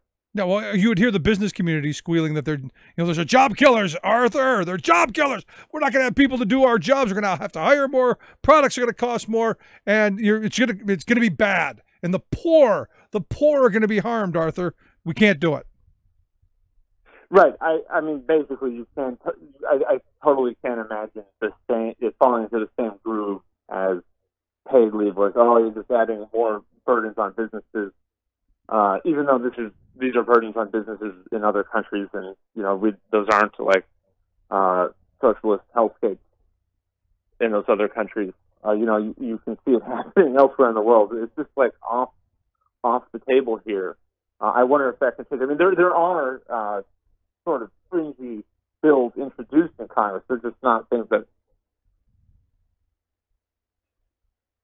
Yeah, I mean, I look at this, and at the end of it, I think it does take policy, because the invisible hand certainly is not going to do it. And I don't see the labor movement growing at a pace fast enough over the next 20 years to push for more vacations. I think it's got to be a policy thing. But last question I've got for you, in looking at this, obviously down on the level of priorities, but this should be right at the top in my view. Thoughts? And I think Arthur agrees with me. I think we lost him. But I'm very, very much pro vacation, very much pro moving forward. Arthur, I appreciate the time, man. Thanks for having me. Good stuff. Thanks so much. Check out his piece. Good work. Arthur always does fantastic work over there at the HuffPost. It's titled, "Go Ahead, Take a Week Off If You Can." Good stuff. Quick break. Right back. Stick around. You're listening to The Rick Smith Show. We're working people. Come to talk. The world is burning to the ground. Oh, well, I guess we're gonna find out. Let's see how far we go. Let's see how far we go. Well, I believe it all is coming to an end. Oh, well, I guess we're gonna pretend. Let's see how far we go. Let's see how far we go. We can turn 10 o'clock, but I don't really know. And I can't remember caring for an hour. I'm Rick Smith, and this is Labor History in 2. On this day in labor history, the year was 1902. That was the day more than 100 trade union delegates representing thousands of working people in St. Paul, Minnesota, elected Charles James to be the president of the city's Trades and Labor Assembly. Virtually forgotten by history, James is considered to be the first African-American elected to a city labor council anywhere in America. He was born in 1866 in St. Paul and began working as a leather cutter for local shoe manufacturers at age 15. This was at a time when most African Americans were excluded from skilled trades. His biographer, Dave Riley, asserts that it is unclear when James became involved in union politics and organizing. Shoemaking was the largest mass production industry in St. Paul, employing thousands. Riley notes that the Knights of Labor had been active in the city during the 1880s, and shoe workers were among the first to organize. By 1899, James had become the first president of a newly formed shoe workers union in Minneapolis, and helped to found 3 more locals in St. Paul. By 1902, James was well known and well respected throughout the Twin Cities as a strong union leader. He served 3 terms as president of the Trades Assembly and then as secretary for 7 more years. Riley states that James continued as a full-time organizer and district business agent, traveling to cities across the Midwest to organize shoe workers. When he died in 1923, the Boot and Shoe Workers Union eulogized him in their national journal. Though James had been obscured from local labor history for decades, Riley and others have worked to write Charles James back into the history books. Labor History in 2 brought to you by the Illinois Labor History Society and The Rick Smith Show. For more information, go to laborhistoryin2.com.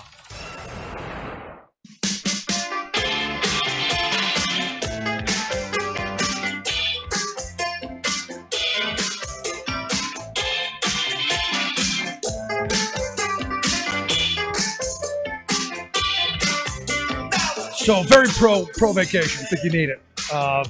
And it's sad. I mean, I remember being on the beach with this guy, this German guy, and he's saying, just started a job, was there like 6 months, had 30 days vacation, and they made good wages, they had good benefits, and they were able to take vacations, to go abroad. In fact, a couple years ago, because we've gone to Florida for Christmas each of the last couple of years, to just kind of get away as a family thing. And we met someone from Brazil. Nicholas was his name. And, even there they have mandatory vacation to where, they're pushing people to go abroad and to explore and to bring back, ideas and to be world travelers and world citizens. And it always makes me think we can do better. But we still believe in invisible things. The invisible hand. And what the invisible hand's been doing as well, it's been giving us the invisible fist. But it is what it is. Anyway, interesting little bit. Betsy DeVos taking a little heat right now on a couple of fronts. One, evidently her yacht, her 164-foot yacht, was in Huron, Ohio, just somewhere near Michigan, on the water there. And someone happened to notice that it's flying the flag of the Cayman Islands. So much for America first. And again, it's a tax dodge. And obviously the yacht is owned by a company that's controlled by, the rich people don't actually own things. They own it through companies and stuff, so they can write it all off. And it's a huge, huge tax dodge. But here, the giant yacht, Cayman Islands. And not surprising. I mean, when I read it, I'm like, well, yeah, and it's what all the rich people do. It's what they all get away with. The part that I find interesting is there's actually a petition going around right now that would replace billionaire Betsy as education secretary with LeBron James. Now, I think LeBron James deserves credit for his I Promise school. I also think that, what they laid out in the I Promise idea is that something that every kid should have, every school should be pursuing, that it shouldn't matter if you're one of the 240 lucky ones who get into the LeBron James school, who have the golden ticket. It's much like the charter school. They're calling it a public school. It's another charter school. And it's one of these things that,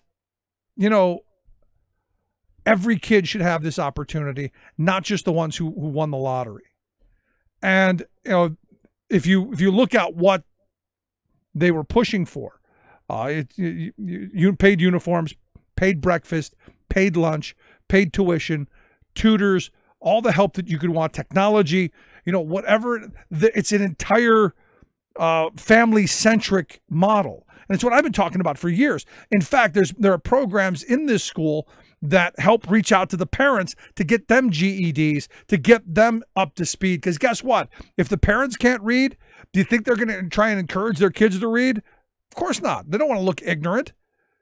So if you have an opportunity, a pathway for these people to move forward, it's duh. And good on LeBron James for doing it. Honestly, good on him for doing this. And outside of the the uniforms and the tuition and all of that, also not to mention they guaranteed bicycles and helmets, help the kids get to school. And oh, by the way, if you graduate, guaranteed paid tuition to the University of Akron. Again, something that I think every student should have access to. And while, again, I do believe he deserves credit for using his platform, this should be something that every kid gets. So the idea of having LeBron James as Secretary of Education kind of appeals to me, because maybe he takes this model and says, you know what, we're going to replicate this across the country because they have some of the power to do it. Unlike billionaire Betsy, who her only goal appears to me to be trying to destroy public education, trying to evade paying taxes that would then fund things like, well, uniforms and bicycles and tuition and college tuition and all of those things. And, simple things like, food. I think it's a great idea, and I hope people will sign the petition and oust billionaire Betsy. I just think it's one of those things. If you go over to the petition site, it's right there on the front page of how you can sign up for that. Just remarkable to me.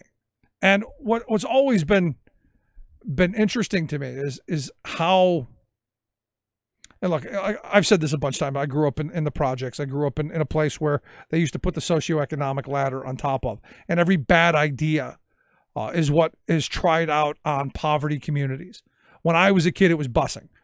They took poor kids from my neighborhood and shipped them 2 hours away to the other side of town to go to a crummy school over there that had poor resources and crumbling walls and all the problems that they had in the local school because the funding wasn't there. Only now what they did is they took education money that could have been spent in improving the schools and bought buses and all of that stuff and paid for gas to go back and forth and all of the nightmares that come with that. Now the silver bullet is, vouchers and charter schools and all of these other things that have proven not to work. What I like about LeBron James thing is he is vested in it.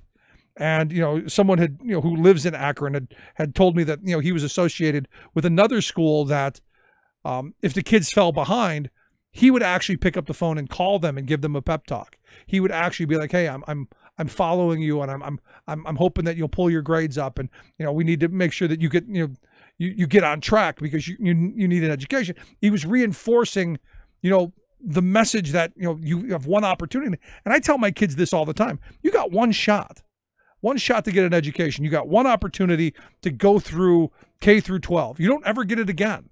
Take advantage of everything that they offer. Now, generally with my kids, I'm encouraging them to get involved in extracurriculars. Hey, play intramural basketball, or hey, sign up for the play or the ski club or the key club or the chorus or whatever your interest level takes you. And every chance you get, experience something new. Take these moments, take these days, and use them to the best of your ability, because you don't get them back. Which is a little different than where kids where I grew up was you just show up to school and try and do your homework. So my kids have it a little bit better off. But I look at James doing this, and a lot of other athletes do as well. I think it's a good start. It just needs to be replicated on a much larger scale. That's my thought. Anyway, but good on him. And anyone who wants to argue the uniform debate, save it. I've always been pro uniform. I think it takes a distraction out.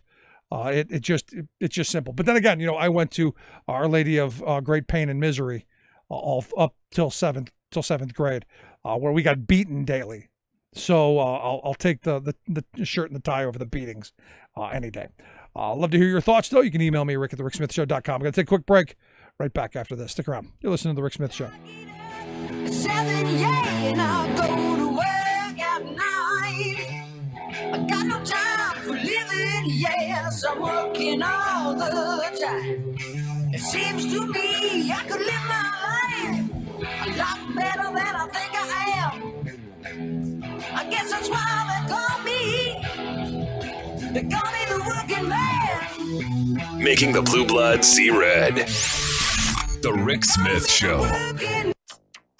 The winds kicked up, the temperatures kicked up, the humidities went down, and then we started getting really erratic fire behavior. Northern California wildfire, now the largest in state history. An unusual number of dead animals have been washing up on Florida's shores this summer. Toxic algae blooms wreaking havoc in Florida. It's a summer that's already seen a number of temperature records smashed across the northern hemisphere, and now Europe's heat wave has made Sweden shorter. Wait, what? Plus, a huge award today in the third lawsuit in our state focusing on hog waste. North Carolina jury awards nearly $500 million in damages against hog farms. All of that hog waste and more straight ahead from BradBlog.com. I'm Brad Friedman. And I'm Desi Doyen. Stand by for 6 minutes of independent green news, politics, analysis, and snarky comment. They say that greedy trial attorneys are endangering the future of agriculture. Yes, it's those greedy trial attorneys again who are endangering the future of agriculture. I knew it. This is your Green News Report.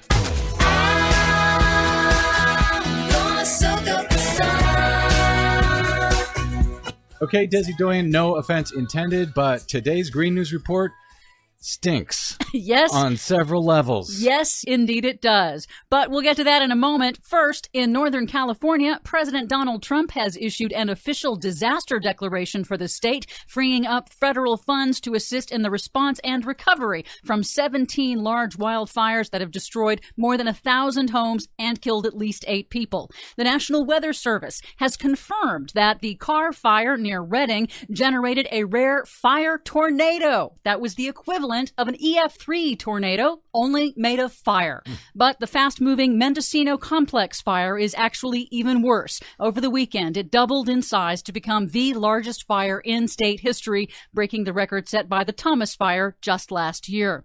The state has already spent about a third of its annual fire budget, and the height of the season is still yet to come. In a press conference, Democratic Governor Jerry Brown warned that California's fire season is projected to get worse and is an ominous sign of our global warming future. We're in a new normal. Over a decade or so, we're going to have more fire, more destructive fire, more billions that'll have to be spent on it, more adaptation, more prevention. So all that is the new normal that we have to face. Scientists are also mocking President Trump's bizarre tweets on California's wildfires as, quote, comedically ill-informed. In a weekend tweet, Trump didn't mention firefighters or any of the victims or their families, but instead inexplicably asserted that California's water is, quote, being diverted into the Pacific Ocean. Those are called rivers, Mr. President. Rivers are where California's billion-dollar salmon industry comes from. And fire officials say there is no shortage of water for firefighting. It was a short tweet, but this is only a 6-minute episode of the Green News Report, so there is no way to adequately respond to the idiocy that he was able to pack into 280 characters in that ridiculous tweet. And the ongoing extreme heat wave across Europe is forcing nuclear plants to ramp down because the water that they use for cooling the reactors, whether it be from rivers or the ocean, is actually now too warm to do the job. Spain, Portugal, and France are hovering at or near all-time high national heat records, and the European heat wave has literally made Sweden's tallest peak shorter. It's no longer the country's highest point because the melting glacier on top of it lost 13 feet in the month of July alone. Wow. But the heat is also on in Florida, where it's causing toxic algae blooms in both inland freshwaters and in the ocean. It's linked to both rising temperatures and fertilizer pollution. We previously reported on a toxic green algae bloom that's befouling freshwater areas like Lake Okeechobee. But in the Gulf of Mexico, an extended, unprecedented toxic red red tide algae bloom has killed thousands of fish and manatees on the west coast of Florida and generated noxious fumes that have sent residents to the hospital with respiratory problems and affected 100 miles of shoreline. See, that's what I mean. This Green News Report stinks. But there is some good news regarding noxious fumes. In North Carolina, a federal jury has awarded nearly $500 million in damages to 6 neighbors of industrial hog farms contracted by the Smithfield Corporation. The jury agreed with homeowners that the stench from massive lagoons of manure generated by nearly 8,000 hogs every day created an intolerable, inescapable odor that attracted insects and reduced the value of their properties and their ability to live there. It's the third victory for homeowners challenging hog farms' waste management. Naturally, North Carolina's Republican majority state legislature has moved into action, passing laws to restrict the rights of homeowners to bring such lawsuits against hog farms in the future. Some good news regarding noxious fumes, a phrase you're likely to only hear on the Green News Report. Thank you very much. For much more on all of these stories and the ones we couldn't get to, please check out our website at greennews.bradblog.com. Find us, follow us, and share us worldwide on the Facebooks and the Twitters at Green News Report. I'm Brad Friedman. And I'm Desi Doyen. And this has been your Green News Report. Ooh, that smell. Can't you smell that smell? Ooh, that smell. The smell of death around you.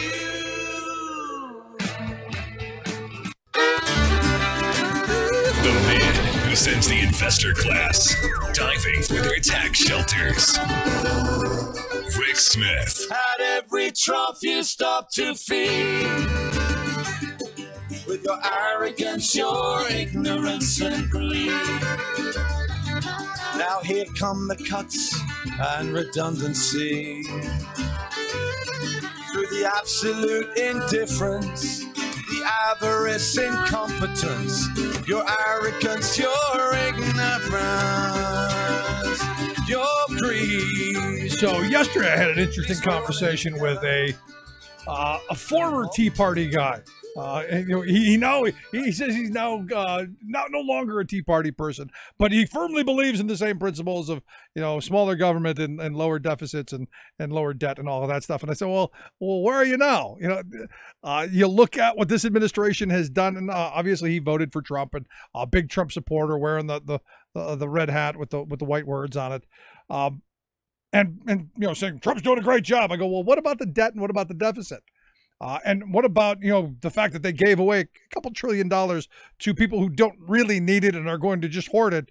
And they're actually talking about part 2, crickets, nothing. And again, it keeps back to, how much is enough? How much do you have to pay to the chair? How much do we have to sacrifice? And here to share some of his thoughts on his latest op-ed titled "Republicans Are Trying to Rig the Game for the Wealthy. Don't let them." I've asked Marc Stier to come talk with us. Marc is the director of the Pennsylvania Budget and Policy Center. Marc, thanks for taking time for us. My pleasure, Rick. Always happy to join you. So Republicans are trying to rig the game? I would argue they've already rigged the game, Marc. Yeah, they are doing now what they've been doing for the last 30 years, both in federal government and in Pennsylvania. And, we had 2 anniversaries at the end of last month. One was the 6-month anniversary of the Trump tax cut, and the other was the 53rd anniversary of Medicare and Medicaid. And my op-ed in Penn Live was basically about the connection between those 2 things. Because on the one hand, they passed tax cuts that added $2 trillion to the deficit, with 80% of the benefit going to the top 1%. And now, because we have this big deficit, $1.3 to $2 trillion in cuts to Medicare and Medicaid. And those 2 things are connected. What we're seeing the Republicans doing at the federal level is a massive redistribution upward from working people and the middle class to the rich and corporations, both on the tax side and if they get their way on the spending side. And it's atrocious.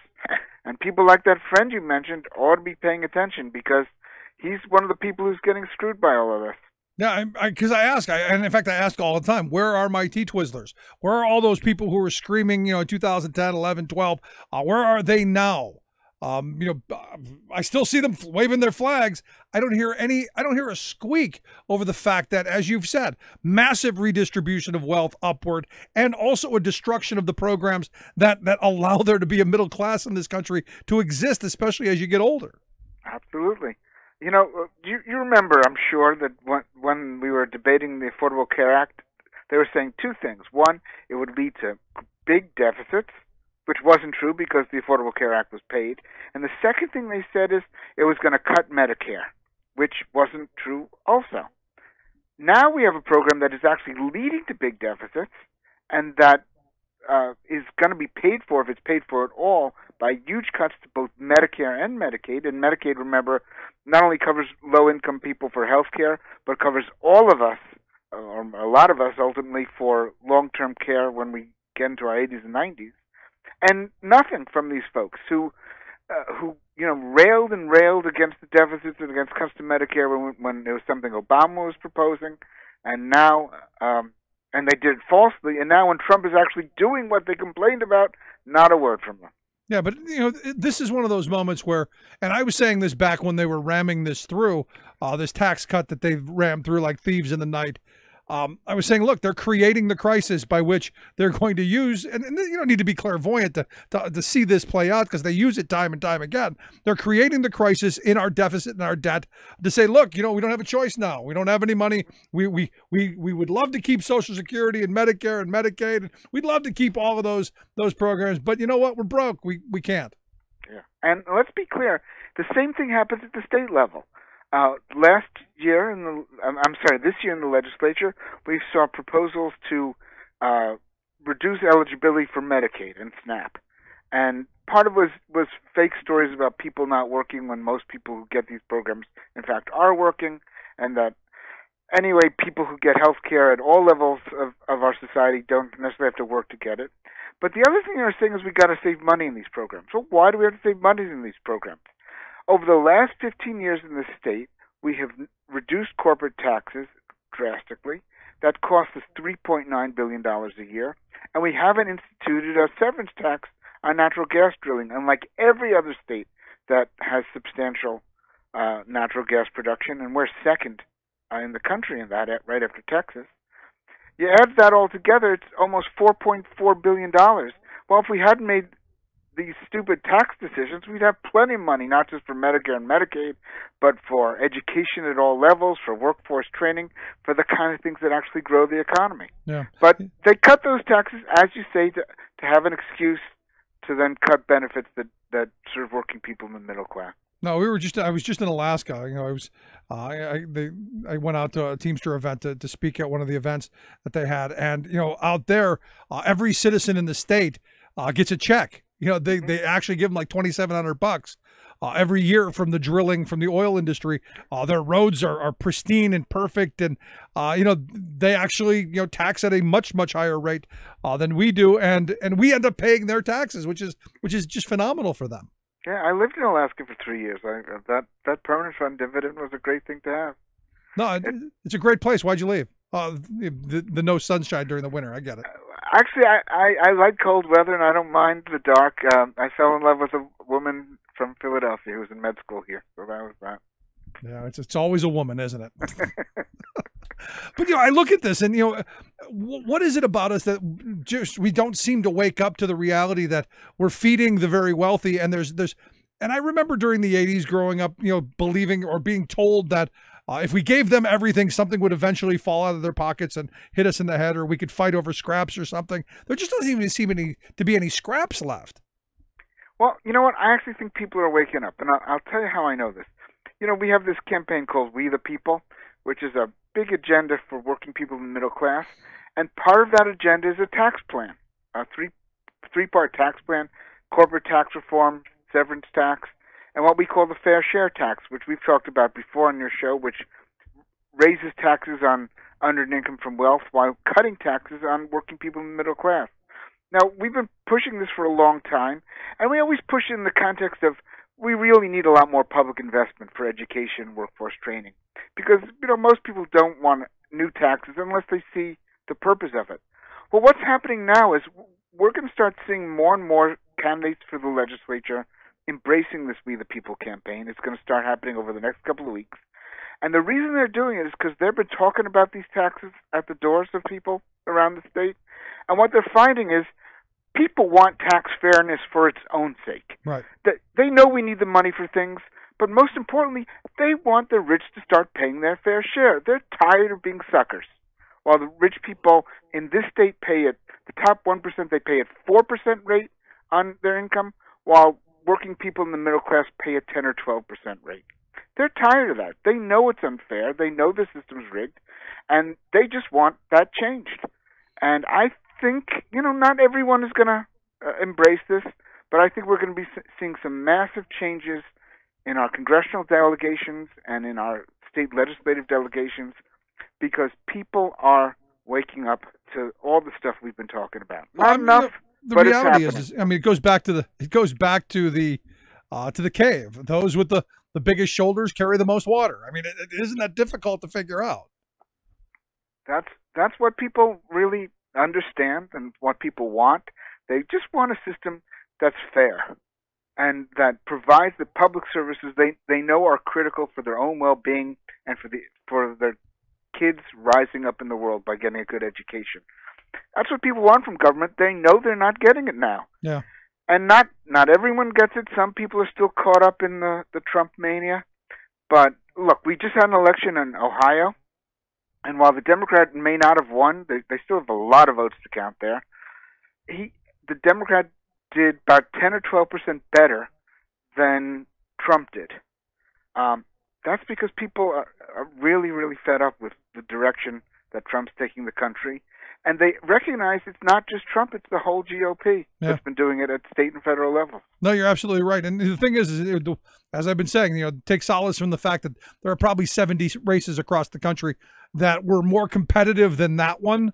Mm-hmm. And that, the Republicans aren't going to be able to outspend 5-1 in every one of those races. So November, if people show up, if people stay active and engaged and get out and march to the polls, it could be a decent November where we begin to claw back some subpoena power and begin to hold this administration accountable. Yeah, I think that's right. And I think we'll also see in Pennsylvania, because our campaign is going to be supported by Republicans and Democrats, that some of the Republicans who are kind of sick of the direction their own party's going, and they're saying, hey, we need a new direction as well. Yeah, Unfortunately, that's not happening much at the federal level, but I think we're going to see some of it at the state level. Bring me some Eisenhower Republicans. I keep saying what we need to do is go back to the Eisenhower tax code. Yeah, 90%. Top rate of 92%. Right. That worked. It did. We paved almost the entire country. We built a huge infrastructure project. We built the interstate highway system, and we didn't go generational debt to do it. That's right. And all the time while taxes were high, not only were we building the interstate highways, we were building public universities. We were building elementary schools and high schools, because there's a huge wave of school building at the time. When we were growing up, when the baby boom generation was coming of age, and there was huge investment in airports, all kinds of public investments. We did it without debt, and we did it at a time when, despite the high taxes, the economy was growing faster than it's ever grown before or since. Now there's a real lesson there. Yeah, absolutely. As I've been saying, at the end of it, we need to be taxing the very wealthy and these big corporations, not continuing to hand out more, because we've got 40 years of proof it doesn't work. We have created the largest billionaire class in the history of civilization. Good on us. But we also have a huge poverty class. Marc, I appreciate the time. I appreciate the good works. Keep it up. My pleasure. Thanks for having me on, Rick. Anytime. As always, our good friend Marc Stier. You want to check out their work? We'll get links out at thericksmithshow.com, or you can take a look at the Pennsylvania Budget and Policies Center, pbpc.org, I think is the website. Quick break. Right back. Stick around. You're listening to The Rick Smith Show. Me and my people are through. Me and my people are ready. Me and my people are just about due.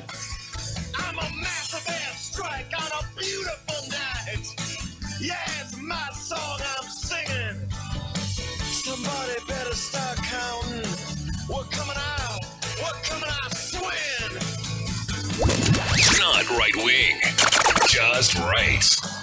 The Rick Smith Show. I'm Rick Smith, and this is Labor History in 2. On this day in labor history, the year was 1850. That was the day that two tailors who were out on strike in New York City were killed in a confrontation with the police. It is thought that they were the first workers to die while participating in a strike in the United States. They certainly would not be the last. The United States has one of the bloodiest labor histories of any industrial nation. It's estimated that at least 700 people have lost their lives to violence during a strike. The vast majority of those slain were workers. Some of the most bloody conflicts included the Great Upheaval of 1877, where across the country 100 workers lost their lives in an uprising of railway labor. Then, in 1892, the strike against Carnegie Steel in Homestead, Pennsylvania, 9 strikers and 3 Pinkerton agents died. 2 years later, 30 workers died across the country in a boycott and strike against the Pullman Palace Car Company.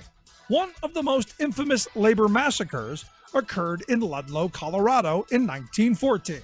During this coal mining strike, gun thugs hired by the company rained machine gun bullets and fire down on a tent colony of striking workers. At least 19 people were killed. 11 of them were children. In 1937, 10 workers died on Memorial Day at a demonstration against Republic Steel in Chicago. These are just some of the battles, massacres, and murders that shaped the American labor movement. Too often, the toil of this bloodshed is not taught in history classes. Labor History in 2 brought to you by the Illinois Labor History Society and The Rick Smith Show. For more information, go to laborhistoryin2.com. From United Nations headquarters in New York, I'm Luke Vargas with your world in 2 minutes. 70% of Americans believe global warming is happening, with that number dipping to a low of 59% in West Virginia and a high of 77% in New York and Hawaii. Even larger majorities of Americans support more research dollars for renewable energy, back tax rebates for energy-efficient vehicles and solar panels, and say CO2 should be regulated as a pollutant. But digging into the responses to 28 questions on climate change beliefs, certain worrying trends are also immediately visible. One is that while most Americans think global warming will harm somebody else, a majority think they'll be spared any direct effects. This is something we've seen consistently for more than 15 years, that many Americans think of climate change as a distant problem. Anthony Leiserowitz directs the Yale program on climate change communication, which regularly surveys American opinions on environmental issues. Distant in time, that the impacts won't be felt for a generation or more, and distant in space, that this is about polar bears or maybe some developing countries, but not the United States, not my state, not my community, not me or my friends. And as a result, people see it as psychologically distant. While research shows broad belief in global warming, just a third of Americans say they discuss the topic occasionally, a sign the issue is intellectually important but not a day-to-day concern. And one reason for that could be that just 22% of Americans say they hear about global warming in the media at least once a week. The fact is that subscribers to the New York Times or The Economist, who would have encountered cover stories on the climate change fight last week from both outlets, have very different media habits than most. For those people who are already very, very concerned about climate change, they pay great attention and they subscribe to sources that provide them that information. The vast majority of Americans rarely hear about climate change, and that's another fundamental challenge for the society. Luke Vargas, The United Nations. Remembering that united we bargain, divided we beg. Rick Smith. To this battle, take my union gun. Gonna end this world of slavery, for this war is one you're bound to lose. You fascists. So on Monday, New York Attorney General Barbara Underwood filed a lawsuit in Manhattan's federal court against the Trump Labor Department. I think I talked about this back in March. I'm pretty sure I did. That they were basically making wage theft great again. That they were taking the penalty away and issuing basically amnesty, to where, you know, if you got caught, you could just make it right and go, okay, don't worry about it. We'll pay it, and you know, it's kind of like a get out of jail free card.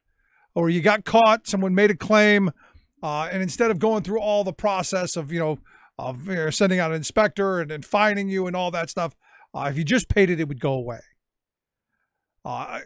Evidently, the New York and I think 9 other states have asked for more information. Exactly what do you mean by all of this? And the Labor Department has not responded. So this lawsuit is seeking information about what exactly are you giving away here? What exactly are you allowing to happen? Now, like I said, you may remember this was kind of a pilot program. We were going to, as a Department of Labor, go, you know what? Don't worry about it. Now, I've always been of the mindset that if you steal wages from somebody, there should be draconian penalties, because you're generally stealing those wages from the people who can least weather the storm, least weather the loss, and don't have the power or the ability to fight back generally.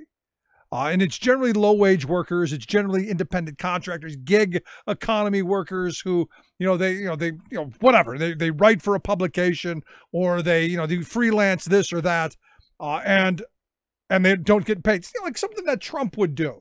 Have you come in and do some remodeling work and then not pay you, or have you draw up some architectural plans and then not pay you, or do some whatever. You get the gist. This just seems to be tailored to the Trump way of doing business.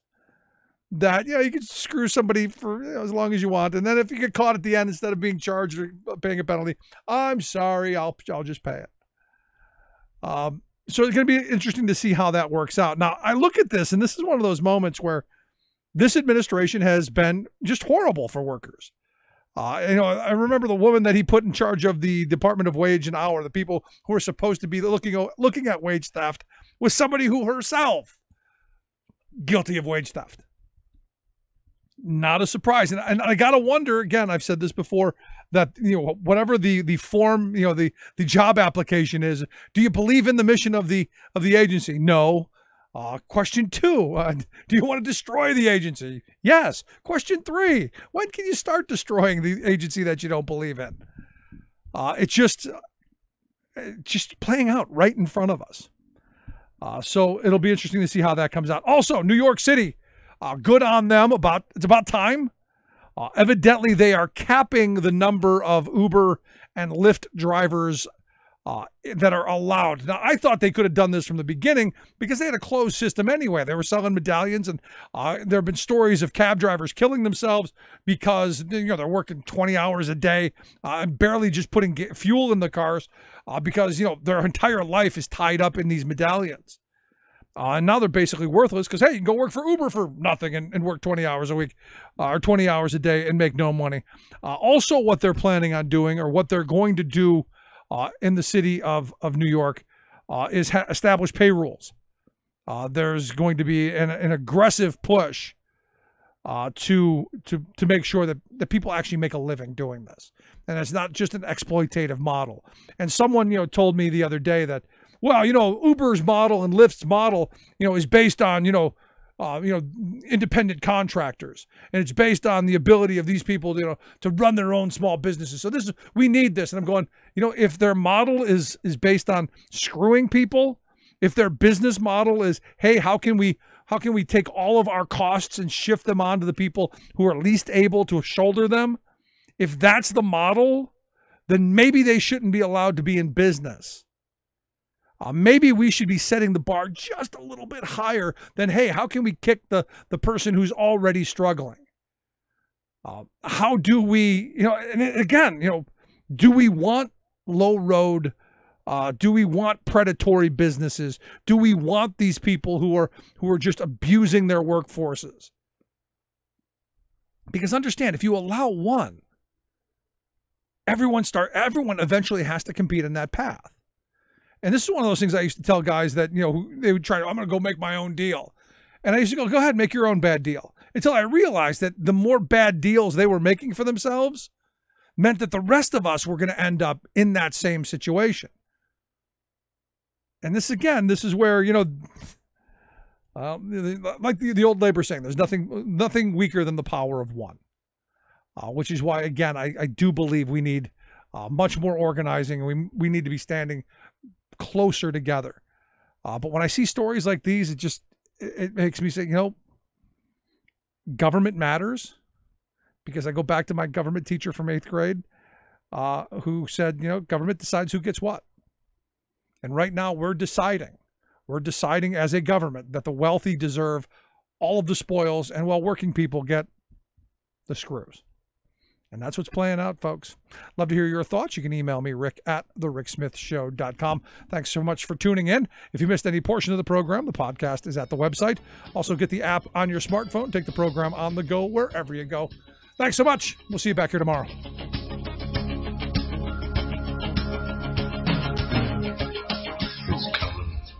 You've been listening to The Rick Smith Show. Together, we can make America better. Email rick@thericksmithshow.com or interact with us anytime at thericksmithshow.com. Until next time, this has been The Rick Smith Show, where working people come to talk. Its color like tide flood beneath the lunar sway, imperial, mysterious, in amorous ray. Democracy is color to the USA.